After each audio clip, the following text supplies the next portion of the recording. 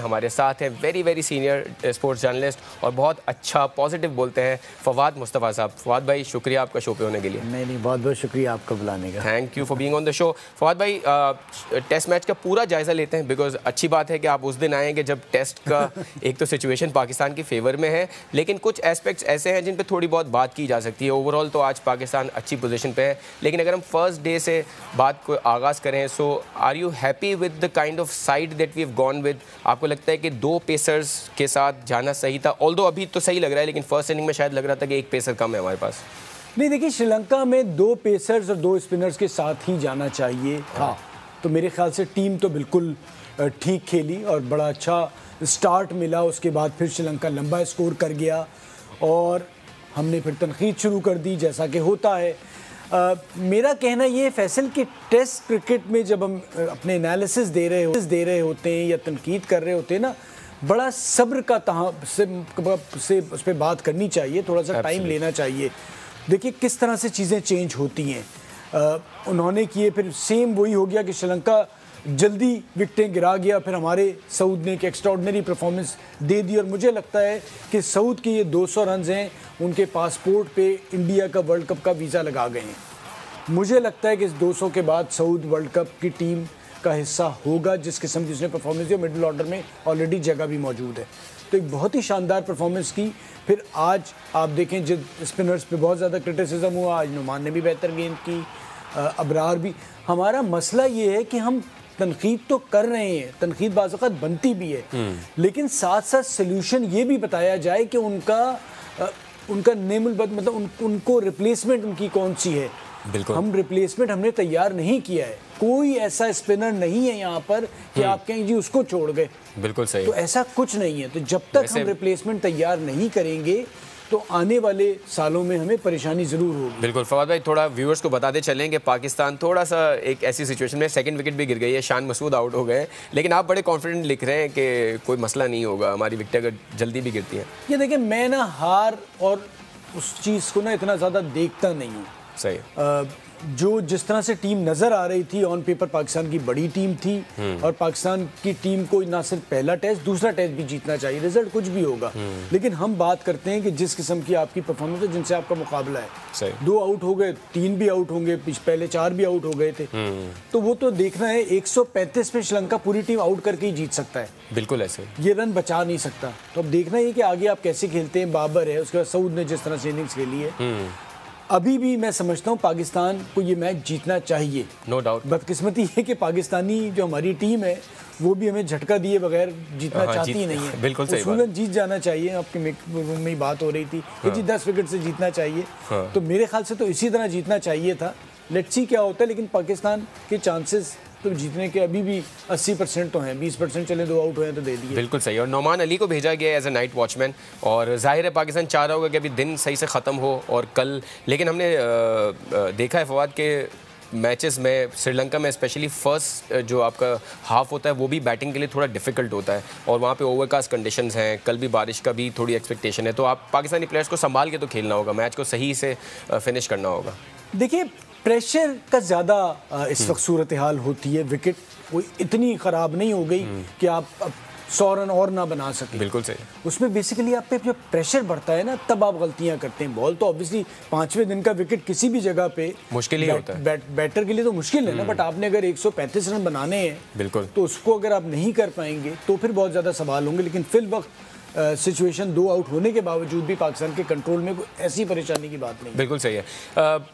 पहले इनिंग की अगर बात करें, थोड़ा सा आपको लगा कि पाकिस्तानी स्पिनर्स का फर्स्ट इनिंग में बहुत अच्छा ना करना सरप्राइजिंग था, या आपको लगता है कि शायद पिच की कंडीशन ऐसी थी कि श्रीलंका को, अगर पहली इनिंग में अगर डिफरेंस देखें, वैसे तो नेक टू नेक था, पाकिस्तान की भी विकेटें जल्दी गिरी, श्रीलंका भी जल्दी गिरी, लेकिन एक फ़र्क ये था कि उनके स्पिनर्स ने विकेटें ली, हमारे पेसर्स ने विकेटें ली, और अगर हमारे स्पिनर्स भी अच्छा करते तो शायद पहली इनिंग में श्रीलंका 300 नहीं कर पाता।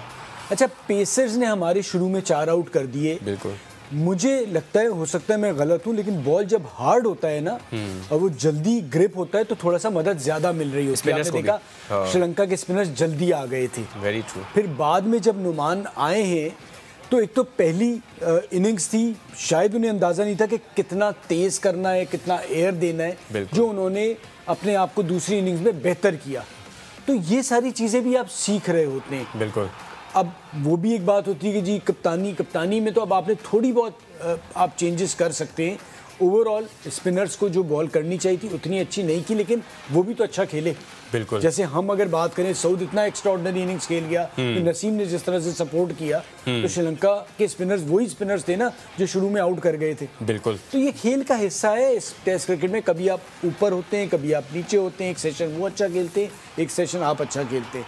तो ये सारा चीज़ें चल रही होती हैं। और अब देखें, हम आखिरी दिन में दाखिल होने वाले हैं, तो मैच ओवरऑल पाकिस्तान की गिरफ्त में है और पाकिस्तान बेहतर खेला। श्रीलंका ने थोड़ी सी मुश्किल, लेकिन जैसी कल जो सऊद की इनिंग्स थी ना, वो टीम को उसने उठा दिया। बिल्कुल सही बात है। और चेंज कर दिया। सऊद शकील के हवाले से आपने जो कुछ बात की है ओडीआई में उनका होना चाहिए, उस पर हम डिटेल से बात करेंगे, बिकॉज उनकी परफॉर्मेंस ऐसी है कि जिस पे 10 मिनट तो एटलीस्ट बात करनी चाहिए। बिल्कुल आउटस्टैंडिंग परफॉर्मेंस है।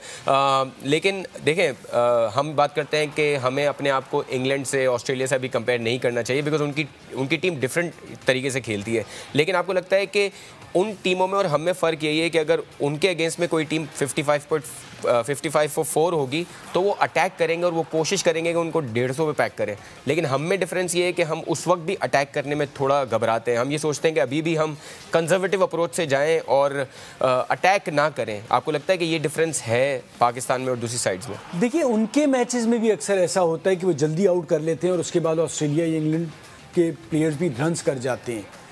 हम भी तो अटैक शुरू कर देते हैं ना, उनके इतना अटैक नहीं होता जितना हम अटैक सोशल मीडिया पे करते हैं। बिल्कुल सही। ये एक बहुत बड़ा आपके प्लेयर्स के अंदर खौफ मौजूद है। हाँ। उनके अगर वो बेसबॉल के बाद अगर आपका ये अभी दोनों टेस्ट हार के और 5 टेस्ट में खड़े होते ना, आपने पता नहीं क्या कुछ कर देना था। ये क्या क्रिकेट हो रही है, मक्कलम को निकालो, इसको हटा दो, उसको हटा दो। वहाँ उस तरह से उनके भी तनकीद होती है। लेकिन हम जो सूरत हाल करते हैं, हमने तो मैच के पहले दिन ही क्या कुछ नहीं कर दिया। नुमान अली को हटा दो, ठीक है, उसके बाद जी कप्तानी नहीं आती, 4 आउट के बाद ये कोई कप्तानी है, तो हम तो छोड़ते ही नहीं है। तो उसके बाद जो खेलने वाले, उनके अंदर खौफ तो खुद ब खुद आएगा ना। कॉन्फिडेंस ना आपके अंदर शुरू से डेवलप होता है।